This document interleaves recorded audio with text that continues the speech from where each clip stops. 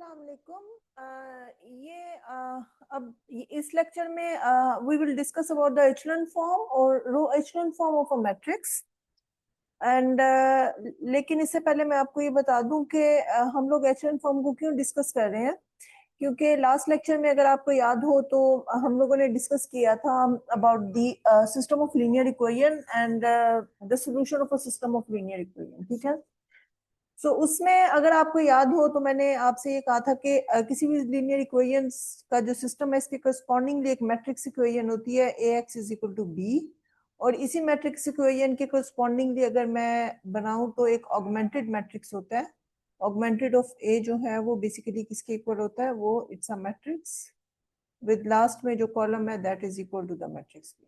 ठीक है, अच्छा, सिस्टम ऑफ लीनियर इक्वेशंस को सॉल्व करने के लिए we will use this augmented matrix and we will convert this augmented matrix into echelon form और reduce echelon form by using the row operations. ठीक है, सो रो ऑपरेशंस जो है वो मैं आपको, क्योंकि आगे आपने जो ये जो मैंने अभी बात की है कि converted this augmented matrix into echelon form in order to find the solution of a system, and this algorithm is known as the Gaussian elimination method. ठीक है, सो ये हम नेक्स्ट वीडियो में हम लोग इसे डिस्कस करेंगे, what is the Gaussian elimination method and converted this augmented matrix into reduced echelon form to solve the system of linear equation, and this algorithm is known as the Gauss-Jordan method. ठीक है, सो हम लोगों ने आगे जो चीजें discuss करनी है, जो algorithms लर्न करने हैं in order to in order to solve the system of linear equation, that is first the Gaussian eliminations method. Gaussian eliminations. So Gaussian eliminations का जो you can say that इसका जो connections है वो echelon form से है, echelon form। ठीक है, और जो second आप algorithm learn करेंगे that is known as the Gauss-Jordan method. It's a Gauss-Jordan method. And Gauss Jordan method के लिए जो you will learn about the reduce echelon form. ठीक है, okay, so what is the echelon form of a matrix? Echelon form of a matrix, अगर आपके पास एक मैट्रिक्स दे दिया जाए and in order to check that is it in the echelon form और not, if a matrix satisfied the first condition and the second condition and the third condition, then the given matrix will be in echelon form. And if it satisfied 1 to 3 with fourth conditions, then the given matrix is in reduced echelon form. So echelon form में ये होता है कि सबसे पहली condition ये होती है कि for a non-zero row, leading non-zero entry of each row is 1, call this is the leading one. First of all, zero row एक ऐसी रो है जिसकी जितनी भी एंट्रीज हैं वो सारी की सारी जीरो होंगी। जैसे फर्स्ट कीजिए ये लास्ट वाली एग्जांपल में अगर आप देखें तो लास्ट वाली row, this last one is the zero row because all the entries of this row is zero. And अगर आप देखें तो और किसी भी मैट्रिक्स में आपको जीरो रो नजर नहीं आ रही। सो किसी भी रो में अगर आपको एक भी नॉन जीरो एंट्री मिलेगी that is the non zero row. So echelon form में क्या होता है कि अगर आप कोई भी नॉन जीरो रो पिक करते हैं तो उसकी जो फर्स्ट नॉन जीरो एंट्री होती है वो 1 होती है। ठीक है, the leading non zero entry of each row is 1, call this is the leading one. ठीक है, सो जैसे अगर आप ये देखें तो इसकी फर्स्ट नॉन जीरो एंट्री जो है ये 1 है। ठीक है, अगर आप ये देखें ये एक नॉन जीरो रो है और फर्स्ट नॉन जीरो एंट्री 1 है। इसी तरह से अगर आप इसको पिक करें तो इसकी फर्स्ट नॉन जीरो एंट्री जो है वो 1 है। सो एचेलॉन फॉर्म में एक तो ये चीज होनी चाहिए। दूसरा ये है कि all zero rows are at the bottom of the matrix. तो आपकी मैट्रिक्स में अगर कोई जीरो रो पेयर हो रही है after applying the row operations, तो वो zero row that will be in the bottom of the matrix. ठीक है, हमेशा अगर आपकी 2 जीरो रोज हैं तो दोनों जीरो रोज जो है वो बॉटम में जाएंगी। ठीक है, इसी तरह से अगर 3 जीरो रोज है तो अगर आप 4 डायमेंशन का मैट्रिक्स है तो first entry non zero, first row जो होगी उसमें नॉन जीरो एंट्रीज होंगी, बाकी 3 की 3 जो है वो बॉटम में जाएगी। So zero rows always belongs to the bottom of a matrix. So third one is for any, जैसे अगर फॉर एग्जांपल अगर आप इस मैट्रिक्स की एग्जांपल देखें, ये इस एग्जांपल में एक जीरो रो अपीयर हो रही है and that is in the bottom of matrix. ठीक है, इसी तरह से थर्ड में आपके पास क्या है कि for any two successive non zero रोज, अगर आप कोई से भी दो, समटाइम्स इट्स सक्सेसिव बट मैं वर्ड यूज करूंगी कंसेक्टिव, अगर आप कोई से भी दो रो लेते हैं, ठीक है, the leading one in the lower row occurs farther to the right than the leading one in the right row, in the higher row. ठीक है. So ये basically क्या है कि आपका जो लीडिंग वन है, जैसे अगर आप ये देखें तो ये आपकी दो कंसेक्टिव रोज हैं इस मैट्रिक्स में. ठीक है. सो एक तो ये रो है और एक ये है. मैं इसमें एक मिनट कलर चेंज कर देती हूँ. सो अगर आप देखें तो फर्स्ट और सेकंड जो है ये आपकी दो कंसेक्टिव रोज हैं. तो इसका जो लीडिंग वन है दैट अपीयर्स हियर, तो वेरी नेक्स्ट जो रो होगी आपकी, इसका जो लीडिंग वन होगा that appears to the right then the leading one in the higher row. तो ये आपकी नेक्स्ट आप जब मूव करेंगे तो लीडिंग वन के नीचे आपको जीरोज ही नजर आएंगे. ठीक है. उसका जो लीडिंग वन होगा नेक्स्ट नॉन जीरो रो का, वो जो है वो इसकी राइट साइड पे अपीयर होगा. ठीक है. राइट साइड पे it can be appear here, it can be appear here. जरूरी नहीं है कि यहाँ पे ही वन हो, यहाँ पे भी. जैसे फर्ज करें अगर आपके पास है, अगर फर्ज करें आपके पास कुछ इस तरह से है, 1 0 0 2 है. ठीक है. और जो आपकी नेक्स्ट रो है वो आपकी अगर एचलन फॉर्म में है तो डेफिनेटली वन के नीचे वन नहीं आएगा, जीरो ही आएगा हमेशा. Zero, leading one can be appear here, leading one can be appear here और leading one can be appear here. ठीक है. अगर आपकी रो में जीरो यहाँ पे अपीयर हो रहा है तो लीडिंग वन जो है वो यहाँ भी आ सकता है, वो लीडिंग वन यहाँ भी आ सकते हैं. यहाँ भी it can be zero, non zero, जो भी आप कहेंगे.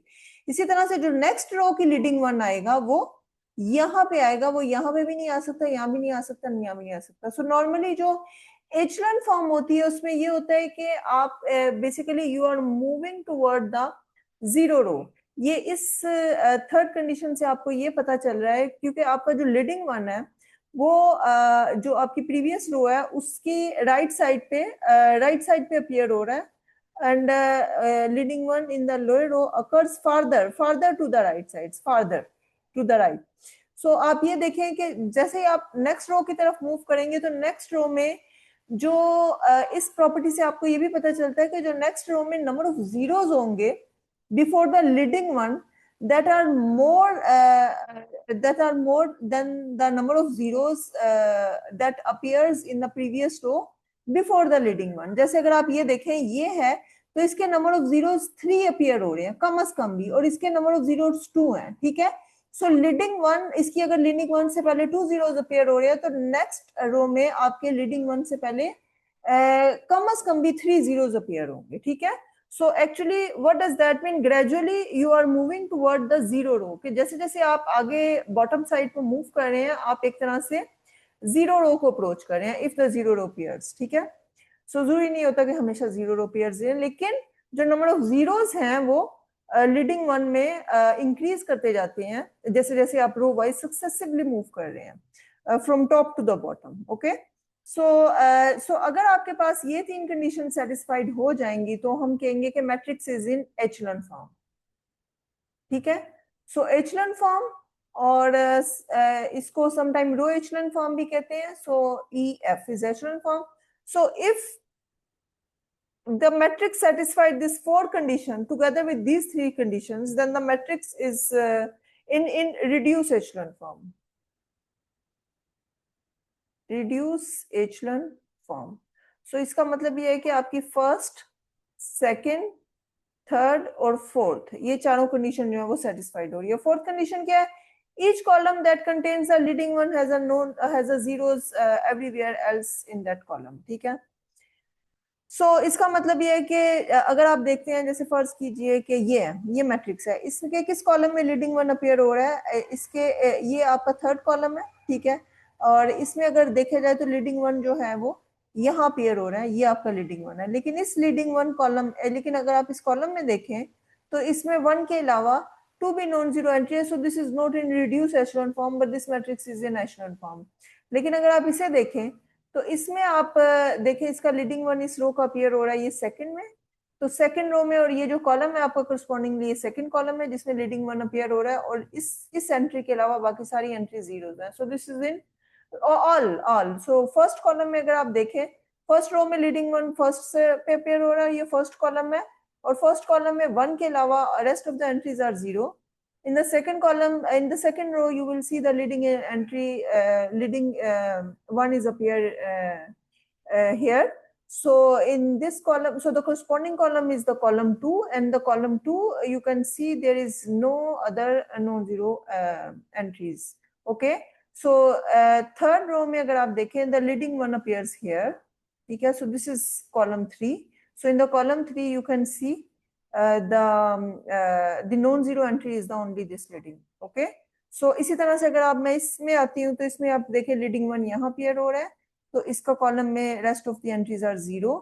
अब यहाँ पे अगर आप सेकंड रो में देखें तो लीडिंग वन यहाँ अपीयर हो रहा है, लेकिन ये एंट्री आपकी नॉन जीरो है, तो इसका मतलब है this is not in reduce echelon form but this matrix is in echelon form. ठीक है.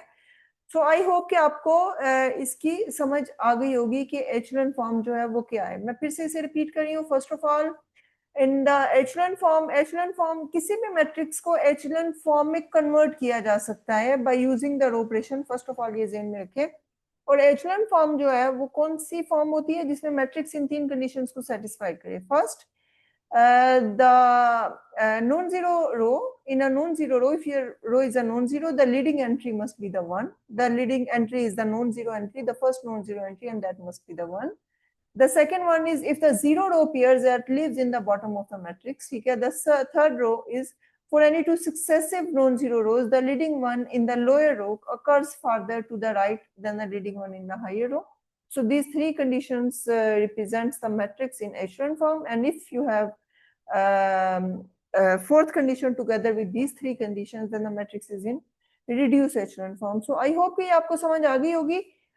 Next video में मैं आपको दिखाऊंगी कि how to okay, next video में we will discuss about the Gauss eliminations method and Gauss-Jordan method, and we will see how to convert the augmented matrix into echelon form and the reduced echelon form. ठीक है. Thank you so much.